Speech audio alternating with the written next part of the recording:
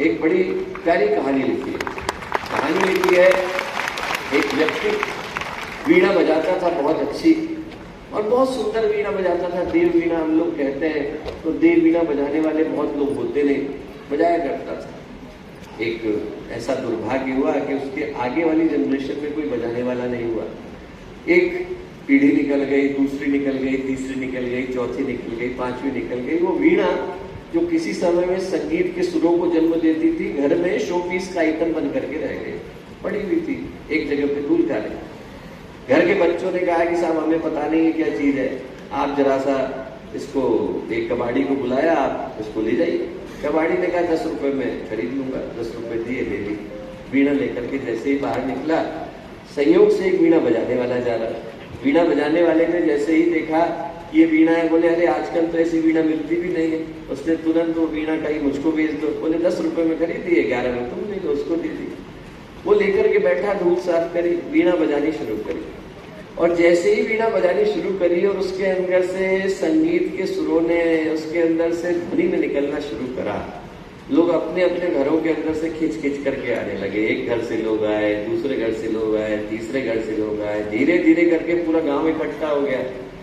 वो बच्चे भी आए जिनने अभी वीणा को बेचा, और वो जैसे ही आए और उन्होंने देखा कि वीणा बज रही है, उनने उस वीणा बजाने वाले से कहा कि हमें दे दो, हमारी वीणा है। वीणा बजाने वाला बोला बेटा तुम लोगों के लिए तो लकड़ी ही है, वीणा तो सिर्फ मेरे लिए। बोले वीणा तो उसी के लिए बन पाती है जो इसमें से संगीत के सुरों को निकालना जानता है। हमारे लिए तो मनुष्य का शरीर ही है, चमड़ी है, उसके अंदर हड्डी है, उसके अंदर रक्त बह रहा है, उसके अंदर मांस है। विवेकानंद किसी एक के लिए बन पाता है, गुरुदेव किसी एक के लिए बन पाता है। सौभाग्य तब होगा जब हम लोग इस चमड़ी के शरीर को गुरुदेव के रूप में बदल करके जाते हैं। 3400 पुस्तकें लिखने वाले गुरुदेव, न जाने कितने बड़े गायत्री परिवार को खड़ा करने वाले गुरुदेव। आप जरा सोच करके देखिए कि एक व्यक्ति ने ऐसा जीवन दिया जो हजारों व्यक्ति मिलकर के भी नहीं जी सकते।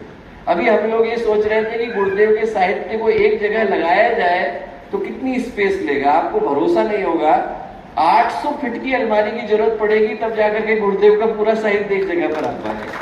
इतना लिखने वाले गुरुदेव, 5400 में से 3000 के करीब केंद्रों को प्रतिष्ठित करने वाले गुरुदेव। आप एक केंद्र में जाइए, छुट्टी बनाइए, दोबारा उसी जगह पर 10 वर्ष के बाद लौटेंगे, इतना गुरुदेव करके गए। यदि मनुष्य का जीवन सौभाग्य में बदलना है दोस्तों, तो यात्रा कल से शुरू नहीं होती, कभी से शुरू होती, इसी क्षण से शुरू होती है। यदि व्यक्ति के जीवन में संतोष का अवतरण करना है, सौभाग्य का अवतरण करना है, तो इसी गुजरती सांस के साथ ये सोचने की आवश्यकता है कि हमें ईश्वर ने सबसे बड़ा उपहार देकर के भेजा है और किसी उपहार की प्रतीक्षा करने की आवश्यकता नहीं। जो पहले शिष्य हुए संत ज्ञानेश्वर के, उनका नाम था चांगदेव। 1400 वर्ष की समाधि उनने लगाई। 1400 वर्ष का जीवन नहीं, 1400 वर्ष की समाधि। और 1400 वर्ष की समाधि के बाद क्या हुआ, उनको सिद्धि मिली। सिद्धि क्या मिली? मुर्दे के सिर पर हाथ रखेंगे, मुर्दा जी जाएगा। भगवान के बराबर ताकत। और रोज अपने घर में ध्यान लगा करके बैठते थे। हजारों लोग आते थे जिनके घर में कोई नाते रिश्तेदार, सगा संबंधी, मित्र शरीर छोड़ करके चला गया होता था, प्राण छोड़ के चला गया होता था। उसके लाश को लेकर के घर वाले आते थे, सामने बिछा देते थे, आंख खोलते थे। आंख खोली, जैसे ही मुर्दे के सिर पर हाथ रखा, मुर्दा खड़ा होता था, चला जाता था। जाता था तो लोग जय जयकार करते थे। जितनी जय जयकार करते थे उतना चांगदेव का अहंकार बढ़ता था। मेरे पास वो शक्ति है जो भगवान के पास है। बहुत अहंकार बढ़ा। एक दिन क्या हुआ, आंख बंद करके बैठे थे, लोग अपने अपने घरों से शवों को लेकर के आए हुए थे। 8 साल की बच्ची आई, नाम था मुक्ताबाई। मुक्ताबाई ने, जो संत ज्ञानेश्वर की छोटी बहन, मुक्ताबाई जैसे ही वहां पर पहुंची तो मुक्ताबाई ने कहा, 8 साल की थी, क्या हो रहा है? बोले अरे प्रतीक्षा करो, चमत्कार होने वाला है। जैसे ही आंख खोलेंगे और मुर्दों के सिर पर हाथ रखेंगे, सारे मुर्दे खड़े होंगे, चले जाएंगे। मुक्ताबाई बोली उसके लिए इनकी आंख खोलने की प्रतीक्षा करने की क्या आवश्यकता है? उनने तुरंत तुलसी का दल लिया, लोगों के मुंह में गंगा जल डाला, कान में गायत्री मंत्र बोला, सारे मुर्दे खड़े हुए, चले गए। और जैसे ही चांगदेव की आंखें खुली, आज तो कोई आया नहीं। उनने अपने शिष्यों से पूछा, शिष्यों ने कहा 8 साल की बच्ची आई थी, उसने ऐसा किया। चांगदेव को बड़ा बुरा लगा। 1400 साल की समाधि के बाद जो सिद्धि मुझे मिली वो 8 साल की बच्ची के पास वैसे। उनने तुरंत सोचा कि कौन आया, ध्यान लगाया तो पता चला कि ईश्वरी विभूति अवतार का आगमन हुआ है, कौन आए नहीं पहचान पाए। उनका मन हुआ कि उनसे मिला जाए, और अब मिले कैसे? आज के समय का तो समय है नहीं कि आप कहीं पर उनको फेसबुक पर ढूंढ लें। उनने कहा चिट्ठी लिखी जाए। चिट्ठी लिखने के लिए बैठे तो ये तय नहीं कर पाए कि बड़ा लिखे कि छोटा लिखे। उम्र की दृष्टि से छोटे, ज्ञान की दृष्टि से बड़े। बहुत देर सोचने के बाद कोरा कागज लिया और कोरा कागज लेकर के भेज दिया। जो दूत लेकर के गया उसने जैसे ही जाकर के वहां पर संत ज्ञानेश्वर को दिया तो संत ज्ञानेश्वर तो मुस्कुराए। उनकी बहन जो थी मुक्ताबाई वो हंस दी। दूत ने पूछा हंस क्यों रही है? बोले 1400 साल के बाद भी कोरे के कोरे रह गए, कोरा कागज भेज दिया। ज्ञान होता तो भान तो होता कि किसको लिख रहे हैं। अब उनको बड़ा बुरा लगा, उनको लगा कि अब तो मिलना जरूरी है, पर अहंकार तो गया नहीं था। शेर की सवारी ली, सांप का चाबुक बनाया। सामान्य तरीके से जाएंगे तो कैसे पता चलेगा इतने बड़े संत आ रहे हैं? तो 1400 साल की समाधि वाले संत आ रहे हैं।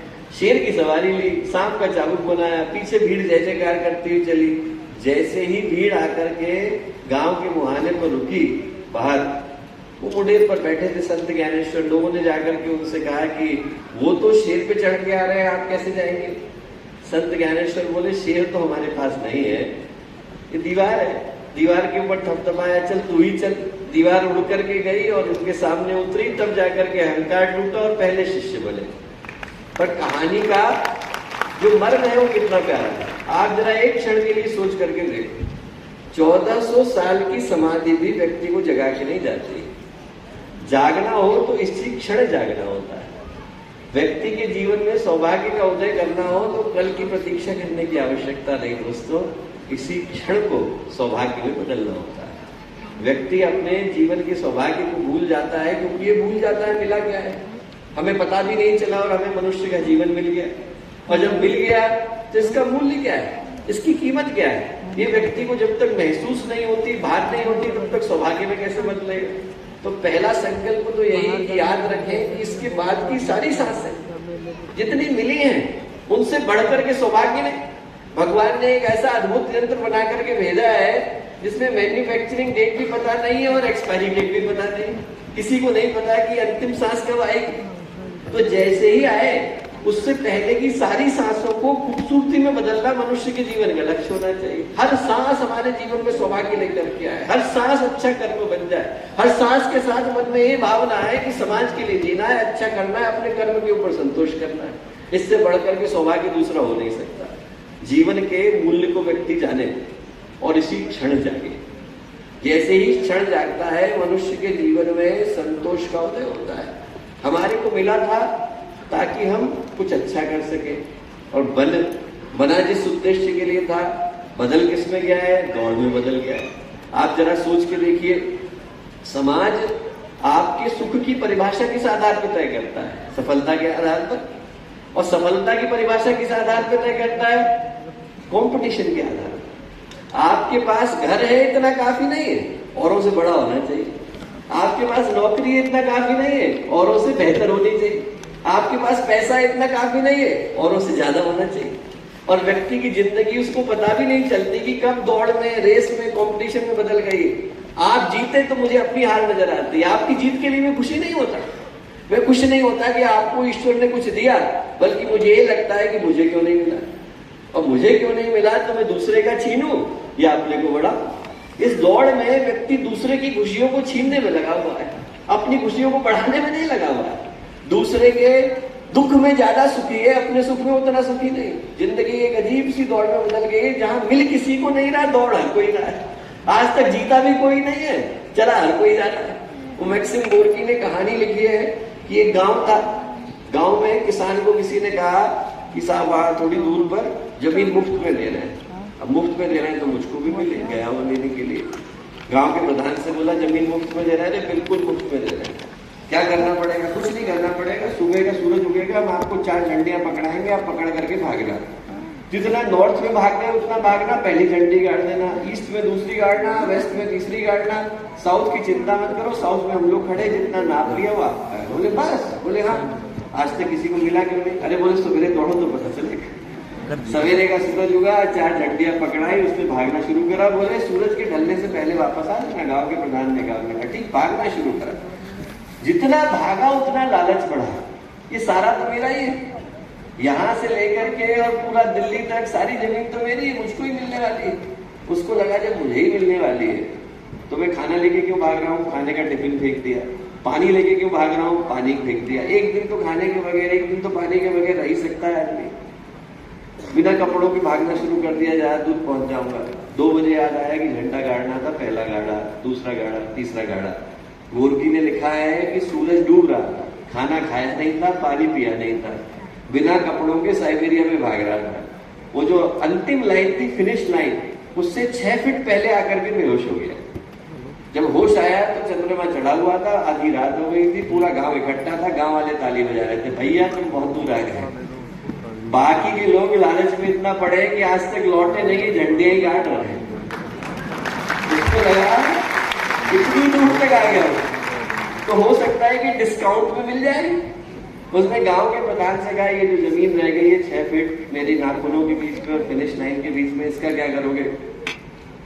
गांव का प्रधान बोला तुम्हारे मरने की प्रतीक्षा कर रहे हैं, तुम्हारी कब्र खोदेंगे, तुमको गाड़ेंगे, इतनी ही जमीन तुम साथ लेकर के जाते हो 6 फीट अंडरग्राउंड। कहानी का नाम है 6 फीट अंडरग्राउंड। उससे ज्यादा किसी को मिली नहीं, भाग हर कोई रहा है। दोस्तों, जो सोचने की आवश्यकता है कि कहीं हमारी जिंदगी दौड़ में तो नहीं बदल गई, हमें पता भी नहीं चलता और हम लोग दौड़ का हिस्सा हो जाते हैं। पहली चीज वो कीमत याद आए जिसके लिए मनुष्य का जीवन हुआ। दूसरा याद आए वो शिखर जिधर तक चलने के बाद मनुष्य ने अपने जीवन को संतोष में बदला। मनुष्य का जीवन मिलता है ताकि हम विवेकानंद की तरह का जीवन जी करके जाए, गुरुदेव की तरह का जीवन जी करके जाए। कर्म, भावनाएं, दृष्टिकोण, चिंतन, व्यक्तित्व, ये सारे शिखर पर जाकर के प्रतिष्ठित हो तो जीवन सौभाग्य में बदलता है। मूल्य याद रहे, ये याद रहे कि उसके लिए जागना आज ही की तारीख से। ये याद रहे कि जागना है पर भागना नहीं है। व्यक्ति ऐसा नहीं हो कि भागने में पूरी जिंदगी गुजार दे और जब तक होश आए तब तक चलने का वक्त आ जाए।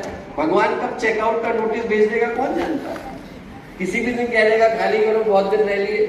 तो हर क्षण जब तक हम लोग रहे वो जीवन सौभाग्य का रहे, ये हमारे जीवन की सौभाग्य की यात्रा को प्रबल बनाता है। और अंत में दोस्तों, यदि भागना ही पड़े तो उनको न भूल जाए जिनके लिए यात्रा शुरू करी।